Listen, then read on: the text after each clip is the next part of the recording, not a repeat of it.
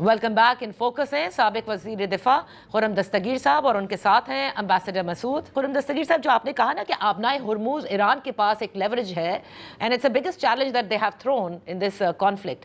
Having said that, America जो है वो अपने बहरी बीड़े जो है वो पहुंचा रहा है, ट्रूप्स आ रहे हैं, तो क्या आप ये समझते हैं कि अगर, जो कि वो हमेशा डिनाई करते हैं, मार्को रूबियो ने भी कल कहा कि ज़मीनी अफवाज की ज़रूरत नहीं है, लेकिन क्या किसी किस्म के आप समझते हैं कि कोई स्पेशल ऑप्स हो सकते हैं by the US marines, and खुसूसन क्योंकि उनका फोकस जो है वो खल्क आइलैंड है, और अगर ऐसा हुआ तो आप क्या होता देख रहे हैं? जी, सारे तनाज़े में जो एक नई बात उभरी है कि अमेरिका जो कि एक सुपर पावर है, ख़ासतौर पे दूसरी जंग अज़ीम के बाद से, लेकिन उसकी साख इस हद तक मिट्टी में मिली है सदर ट्रंप के बयानात की वजह से कि अमेरिका की गुफ्तगू पर कोई एतमाद करने के लिए तैयार नहीं है।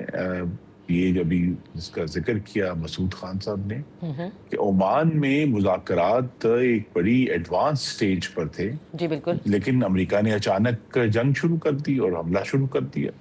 तो लिहाजा ये भी एक वजह है कि ये तमाम ममालिक जो हैं उनकी क्रेडिबिलिटी में मुतासर हुई है कि जो ओमान में तो अब ज़ाहिर मुज़ाकरात नहीं हो सकते ना, कि वहाँ इतना डिबाकल हुआ ईरान के लिए।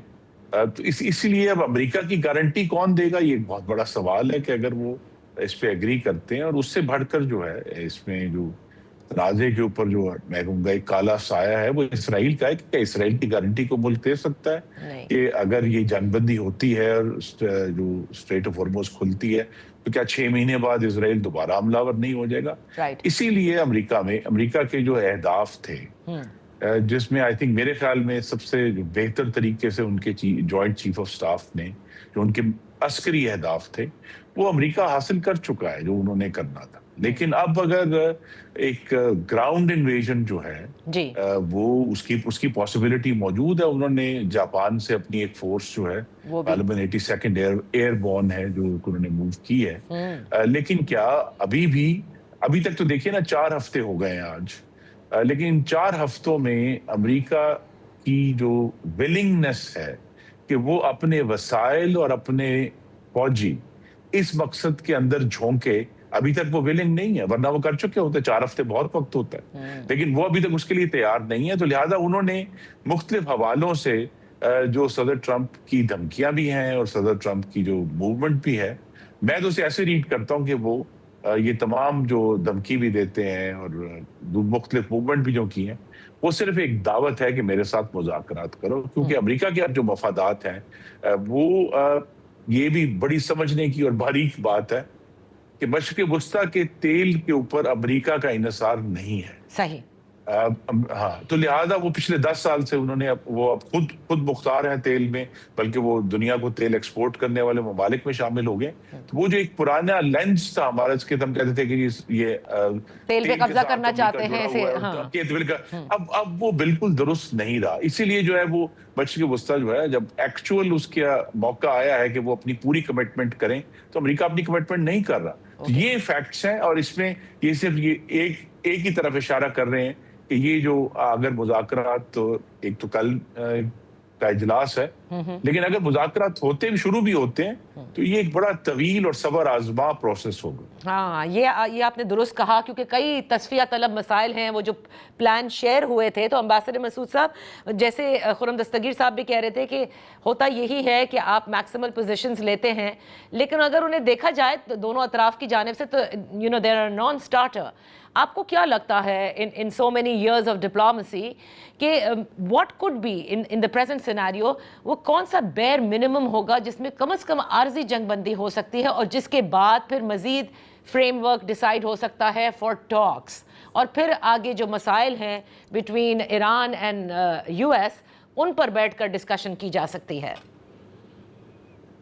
जो मैक्सिमलिस्ट पोजीशंस ली जाती हैं वो इसलिए ली जाती हैं कि डोमेस्टिक कंस्टिट्यूएंसीज़ को प्लेकेट किया जाए, और वैसे भी जो है बैन अवी बरादरी के सामने भी अपनी क्रेडिबिलिटी बरकरार रखने के लिए, और ये दोनों की मजबूरी है, अमेरिका की भी मजबूरी है और ईरान की भी मजबूरी है। ओके और जहाँ तक इसराइल का ताल्लुक है, उसके मैक्सिमलिस्ट जो पोजीशन है वो रिजिड है और इनऑल्टरेबल है। मिसाल के तौर पर ग्रेटर इसराइल है, या उन्होंने जो लबनान के ऊपर कब्ज़ा करना है, या येलो लाइन इन गज़ा उसके ऊपर कब्ज़ा बरकरार रखना है, या सीरिया का जो जनूबी हिस्सा उन्होंने अपने साथ में लाना है, इसमें कोई वो लचक का मुजाहरा नहीं करेंगे।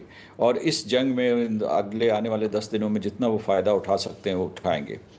अब आप ये देखिए कि इस वक्त जो इस बात का तजिया करने की ज़रूरत है, पाकिस्तान के कांधों के ऊपर बहुत भारी ज़िम्मेदारी आई है और बहुत बड़ा चैलेंज है। उसकी वजह यह कि आम तौर पे जो मुज़ाकरात शुरू होते हैं या सहूलतकारी होती है, फैसिलिटेशन होती है, तो वो उस वक्त होती है जब जंग बंदी का ऐलान हो जाए, या कोई ट्रूस हो, या कोई पॉज हो।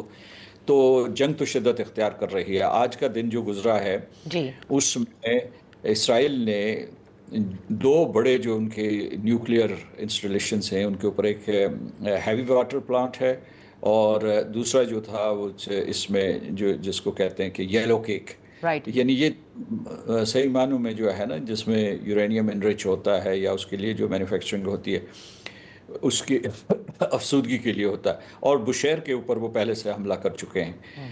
इसलिए ये भी देखना है कि ये जंग जो है आने वाले मौसम में, कल जो है वो पोलैंड के वज़ीर आज़म ये बयान दे रहे थे कि आने वाले दिनों में ये जंग शदीद तर हो जाएगी।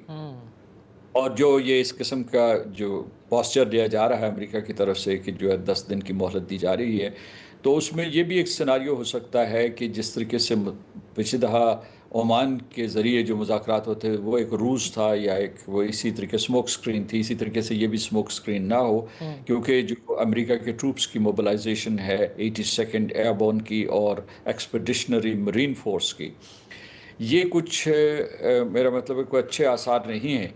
इसका बोझ पाकिस्तान के ऊपर पड़ रहा है, क्योंकि ये एक मूविंग टारगेट होगा हमेशा। मतलब अगर वहाँ ग्राउंड पे सूरत हाल बिगड़ती चली जाती है, अब जो है अब तक जो खलीजी रियासतें उन्होंने सब्र तहम्मुल का मुजाहरा किया है, लेकिन यूएई जो है जी उसने खासे जारहाना बयानात दिए हैं। उनकी जो वज़ीर ममलकत बराए अमूर ख़ारजा हैं, उन्होंने जो है वो अक़वाम मुत्तहिदा से भी रब्ता किया है, वो एक करारदाद भी लाना चाहते हैं।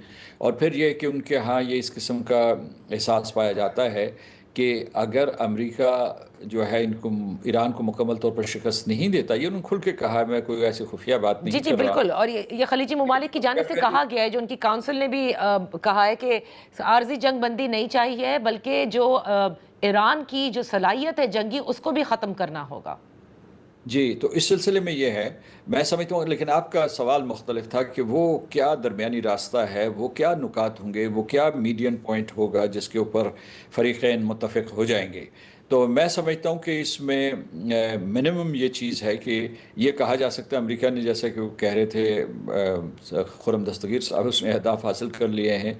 जो न्यूक्लियर का मामला है वो इंटरनेशनल एटॉमिक एनर्जी एजेंसी के हवाले करना चाहिए। वो बुनियादी मसला ये है कि उसके पास 460 kg जो इनरिच यूरेनियम है, वो कहते हैं कि इस्फहान में दफन है, उसके बारे में क्या किया जाए। और वो एक तजवीज़ पहले ये थी कि अमेरिका उससे मांग रहा था, अब जो है कहते हैं कि आइए के हवाले कर दिया जाए। ओके दूसरा जो मामला है कि जो उनका मिलिट्री इंडस्ट्रियल कॉम्प्लेक्स था मिसाइल से मुतालिक, वो बहुत उन्होंने डिग्रेड कर दिया है। कुछ उनके पास खुफिया मिसाइल्स मौजूद हैं लॉन्ग रेंज प्रॉबेबली, और जो तीसरा है वो नाकाबिल कबूल है, जो हलीफ हैं। आज ही आपने देखा होगा कि हुथीज़ ने सीधे जो इसराइल के ऊपर वार इसराइल किया पे, है, और जी। इससे जंग मैदान जंग जो है वसीतर हो गया है। इसमें पाकिस्तान के लिए मुश्किलात बढ़ गई हैं, और हमें दो चीज़ें करनी चाहिए। एक, मेहनत करनी चाहिए, जो मेहनत कर रहे हैं वज़ीर आज़म और उसके बाद हमारे नायब वज़ीर आज़म, और उसके साथ साथ हमें खुदा के हुजूर दुआ करनी चाहिए कि ये फरीज़ा जो हमें दिया गया इसमें हमें कामयाबी नसीब हो। मसूद खान साहब, यहाँ वक्त हुआ एक ब्रेक का। ब्रेक के बाद हम अपनी गुफ्तगू जारी रखेंगे।